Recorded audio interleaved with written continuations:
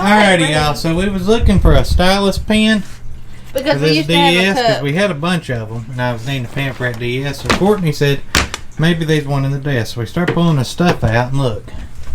Can y'all see that back there? Y'all excuse our mess. We're almost certain that little brown thing is a snake skin. Now I don't remember putting no snake skin in the desk. I don't either. But it's possible I could have. So we're not even sure if it's a snake skin. I'm a chicken. It's your hat. Oh. So Courtney been in here digging at it, y'all, with a hanger over a hat. You didn't know what it was neither. You said I ain't sticking my hand in it. Over a hat, you chicken. I didn't say you stick your hand in it. Here's how you know you may have a problem, y'all. When you find a snake skin in your desk and you don't know if you put it in there. Or if a normal person wouldn't even ask that. Well, did I put that snake skin in that desk? Who does that? We do. That's the problem. We had to ask ourselves if we could have possibly put a snake skin in the bottom of our desk. And we didn't know for sure. No idea. Hey, you might be a redneck. That's true that. Howdy everybody. Welcome back. Thank y'all for being here. Been a minute. Was it a minute? Well, maybe not to them. We were maybe on a week. vacation last time. Yeah. We've been back for a couple of days. We was on vacation. We went down to Gulf Shores. No. Orange Beach. I don't even know where we went. Might as well have been Gulf Shores. We were over there a lot. Yeah. It was fun. A few funny things happened. Like we rode the ferry twice. Y'all will see that. We are currently on a ferry. I think. I'm getting seasick, y'all. We are going all around in this thing. And the water's fairly calm. Don't look out your windshield. Here's the baby. Everybody say, hey, Quim. Say, hey, baby. She's just running around the car playing. We're on our way to Fort Morgan to check out the old base. We're in Gulf Shores. We're in Fort Morgan now. We're staying in Orange Beach. But y'all come along for the fun.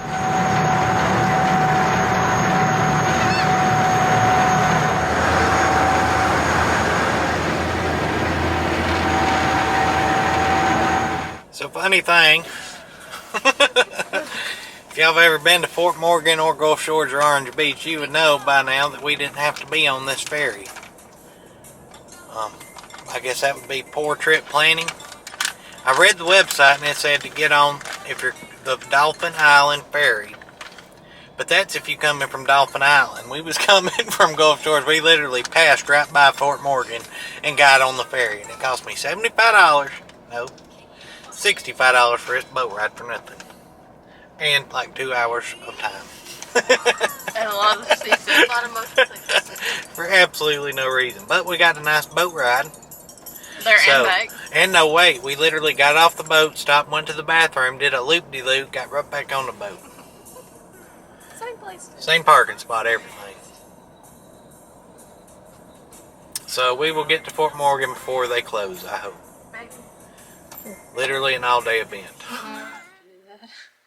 Yeah, we didn't have to do that at all, but we did. Walked around Fort Morgan, got to see some really, really cool stuff. Some really, really steep stairs. I was hoping to see a ghost, but we didn't.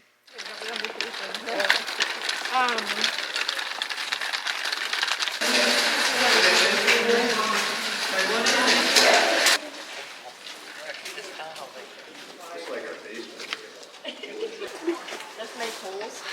Yeah, that's great. You watched it? I was thinking it was like ventilation.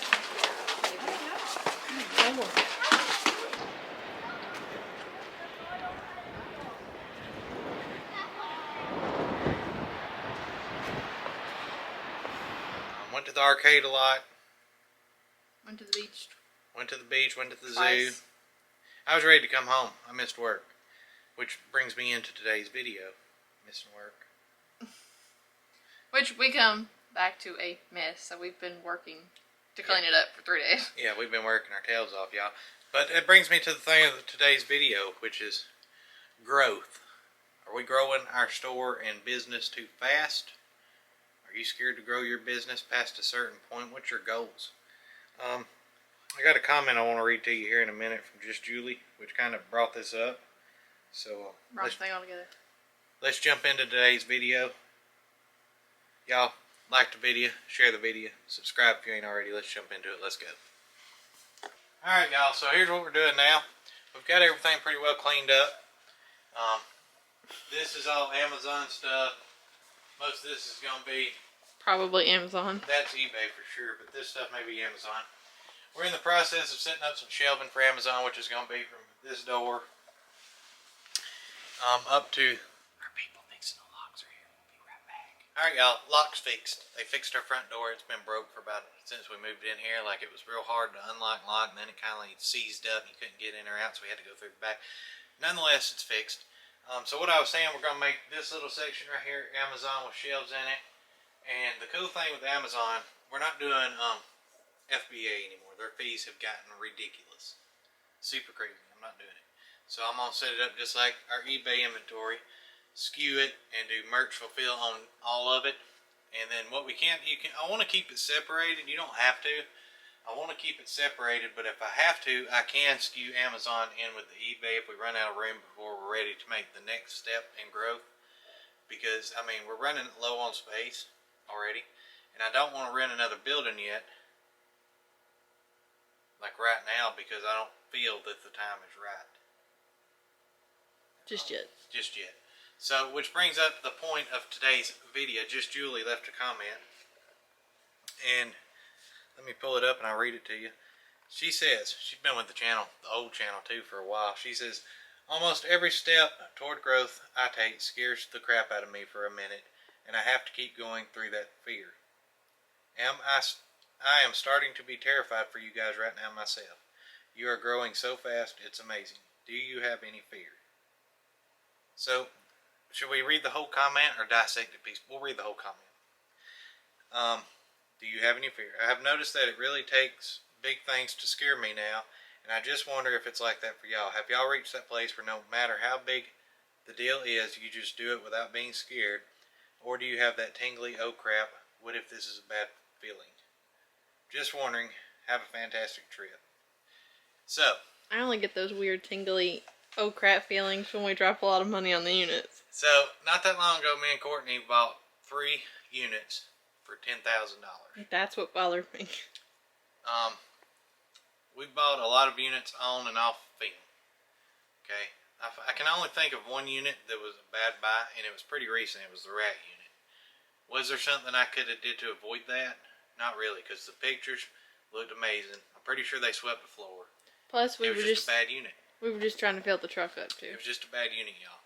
So, whenever I buy storage units now, we started from a place not that long ago where we were cleaning out garbage units, looking for stuff to sell on eBay to make cash flow to get our money coming in. We did that for a hot minute. Y'all were calling them garbage units. Why are you doing this? You got to start somewhere. You don't have right off the bat $1,000 or $2,000 to buy a unit. So we had to buy these garbage units and sift through the garbage and save every piece we could to sell to build up capital. Okay. Now we had prior to that, back whenever I was in the military, we did have prior storage unit buying knowledge. We bought a bunch whenever I was in Colorado. Learned what buy, not to buy. So, but once we got down here, we had to start somewhere. So that's where we started. We had to start at the very bottom, cleaning out garbage units to make a little. And the more and more you start doing this, you will find, looking at a unit, one, it's a gamble, okay? But if you don't bid more than what you can see you can make, you're not really gambling. It's an educated gamble. Look at all, and you'll learn what signs to look for. Dust in the unit. Is it a climate-controlled unit? Is it an outdoor unit? Where is it at? Look at the location. Look at the income for that location. You'll find areas and pockets where you know, even if it looks like a bad unit, it's a good unit because of the location of that unit. So we stick to mainly one area or 2 areas we buy in to mitigate, one, that risk. I mean, we'll go as far as like zooming in on boxes, trying to get addresses to look up whoever it was. Stalkerish? Yeah, we know. But I mean, there's a lot of research that goes into it. Look at the boxes, see if they've been taped, if they look like they've been, you know. You'll see some pictures on storage units where the box is ripped open. Looks like somebody pilfered. I don't buy them units. I won't buy from public storage unless it's an absolutely good unit that I think. It's in one specific location. Yeah, or if it's in one location, I won't buy from them otherwise because they're douchebags. So are we growing too fast? Are we growing too fast? I think we're just out of room. So, what is the point? Like, what is your goal? That's what you need to ask yourself. Is your goal to just stay in your basement making a cap limit of set amount of money, or do you want to grow, get employees, help out the community? Well, it's also with mitigate your workload, raise your workload, that kind of thing. It's also if you want to work part-time or if you want to jump into it full-time. I told you guys and gals last year that we have big plans. So we knew what was coming. We just had to get everything in place to make it happen. Well, we kind of went a little And yeah, we are off path. We're taking a big risk in what we're doing. I mean, if our eBay, like Daily Refinement, our eBay store could get shut down like that for some reason. We are crap. But have a look. You got to mitigate that risk. So we got a brick and mortar thrift store. We got eBay. We do have another eBay account, and we're starting back up Amazon. We used to sell a lot on Amazon. We're starting it back up now. So if something happens to our eBay store, we got 3 other ways of getting income. And, worst case, we have to jump to Macari and Poshmark again. I don't want to, but right now we're just focusing on. We focus so much on one platform to grow that platform and learn the eBay platform. And I think I've learned it pretty well. I pretty well know a lot about it and how to work it. And that's all I focused on for a hot minute was eBay. Now I've mastered it enough, I'm ready to take the actual jump into Amazon. Again. Now, whenever I take this jump into Amazon, it's gonna get big. I know it is. I don't want just a little section in my shop to be Amazon. I want to blow this thing up quick. And my goal last year was, I said, I want to make our sales on October of last year, y'all, on eBay, we were averaging like $3,000 a month. But we were also doing we was sitting with Chris and them in a comparison. Then I was like, that's not good. We got to do something. So we stepped up our game. We hit it in high gear. And I said by the end of the year, I wanted to hit 20,000 in sales. We didn't hit it by the end of the year. Which we weren't far off. We come up in December, we were at 18,000 in 90 days. Was our 90-day total. No, 18,000 was our 30-day total. Yeah, because we were trying to do 20,000 a month, so it was our 30-day total. Which is not bad. So what did we do? We took a step back, reevaluated what can we do different, what needs to change to make us hit this goal. And then January, we took the time off for Christmas. January, we come back and hit it hard. By the end of the month, we had hit 23,000 in gross sales in 30 days. So, if you don't take risk, what's the point? Everybody takes a risk. You take a risk every day. I would rather take, I could take a unit, I could buy a unit. Oh, I just made $7,000 profit. Let me take that down to Walmart and blow it all. Or I could take that $7,000 profit and turn it into the next $14,000 profit. Take that and turn it into the next $20,000 profit. And keep so forth and so forth and so forth. So that's our goals. That's what we're doing. I'm not afraid I'm growing too fast. You got to make corn when the weather's nice. Make gravy while the pan's hot. Give me a euphoric. I don't have one. Y'all know what I mean. We're taking calculated decisions. I'm not building this. If I had to tomorrow, if I had to shut this business down and go back to just a brick and mortar, I could do it. I'm not building it up that way. If one part crashes, it all comes tumbling down. I'm building it up that way. All the parts support each other, and if one crashes, the other one will pick up the slack and still hold the structure. You got to have a good foundation. So that's what we're doing. We do have 5 employees working for us now, which is a lot. A lot of people depend on us, which is another driving factor. But it is split between both stores. They're not just all here. Right.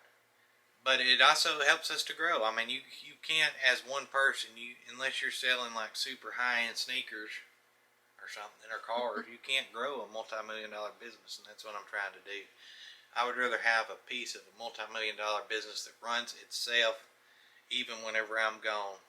Which you did, so far. Than have 100% of a $4,000 business.